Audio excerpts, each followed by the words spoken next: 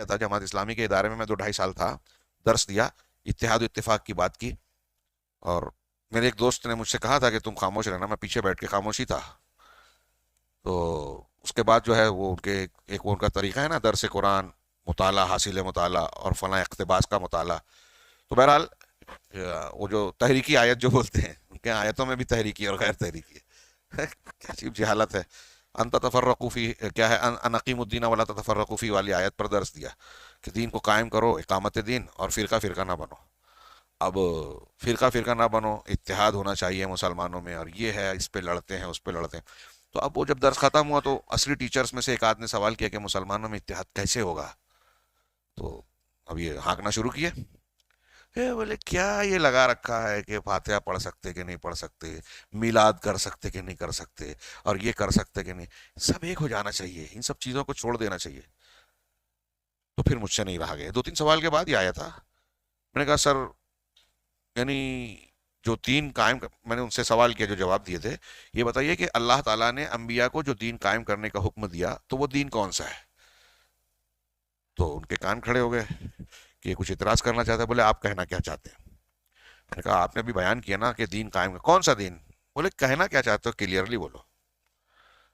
تو میں نے کہا کہ کیا انبیاء کرام جو دین قائم کرنا چاہتے ہیں وہ جو ہے اس میں ایسا دین ہوگا کہ جس میں بدعت بھی ہو، شرک بھی ہو، تو قائم کرنا ہے؟ تو بولے ہم نے یہ کب کہا؟ میں پوچھ رہا ہوں نا. تو بولے ہم نے یہ کب کہا؟ میں آپ تو کہہ رہے ہیں نا ابھی کہ میلاد پڑھ سکتے کہ نہیں پڑھ سکتے، میلاد کرو کہ نہیں کرو، یہ نہیں کرو کہ وہ ہو جاؤ ایک، مطلب آپ یہ کہہ رہے ہیں کہ شرک کرو بدعت کرو ایک ہو جاؤ. بولے ہم نے یہ کب کہا؟ میں نے یہی تو کہا آپ نے. میں نے کہا یہی تو کہہ رہے ہیں آپ، جماعت اسلامی کی فکر یہی ہے، حکومت قائم کرنا ہے ٹارگٹ. تو دعوت حکومت کے لیے طاقت چاہیے، طاقت کے لیے اتحاد. تو اب وہ اتحاد حکومت کے لیے جو ہوگا اس میں توحید کی کوئی گنجائش کی ضرورت نہیں ہے، سنت کی اتباع. آپ نے توحید اور شرک کی بحث چھڑی، سنت اور بدعت کی بحث چھڑی، اختلاف آ جائے گا. کیونکہ تو میں نے کہا کہ جب آپ توحید بتاؤ گے جو تمام انبیاء کی دعوت کی بنیاد، ابتدا اور قرآن کی دعوت کا اور ہمارے پیدائش کا خلاصہ ہے، جب آپ توحید بتاؤ گے تو شرک کا رد ہوگا. جب آپ اتباع سنت کی بات کرو گے تو بدعت رد ہوگی. اور آپ کہتے ہو کہ اس سب پہ پڑھو ہی مت. تو کیا کوئی نبی ایسا دین پہنچایا یا دین کو قائم کرنے کا اللہ نے حکم دیا کہ اس میں شرک بھی ہے تو چلنے دو گاڑی؟ کسی نبی نے برداشت کیا؟ تو کہا کہ آپ یعنی کہنا کیا چاہ رہے ہیں کہ کیا ہم یہ، مطلب یار اللہ تک رسول صلی اللہ علیہ وسلم نے دعوت کا طریقہ بھی بتایا. میں نے بخاری مسلم کی حدیث سنائی، حضرت معاذ بن جبل رضی اللہ تعالیٰ عنہ والی، حضرت ابن عباس نے جو روایت کیا کہ جب یمن بھیجا اللہ تعالی رسول نے تو ان کو جو تلقین کی کہ آپ اہل کتاب کی ایک قوم کے پاس آ رہے ہیں، فلیکن اولا ما تدعوہم الیہم شہادت اللہ الہ الا اللہ، ہے نا، کہ یہ آپ نے پڑھی ہے کتاب التوحید میں، باب دعوت اللہ. ہاں، کہ جب تم اہل کتاب کے پاس جاؤ گے تو تمہاری سب سے پہلی دعوت کیا ہونی چاہیے؟ اللہ کے سوا کوئی معبود نہیں ہے. اور ایک روایت میں ان یوحد اللہ، کہ اللہ کی توحید کو قبول کرے. سب سے پہلے یہ دعوت دینا اللہ تعالیٰ، اللہ کے رسول نے معاذ بن جبل رضی اللہ عنہ کو بتایا، دعوت کا طریقہ بتایا کہ توحید کو دینا. اگر توحید کو مان لیں گے تو نماز کو بتانا.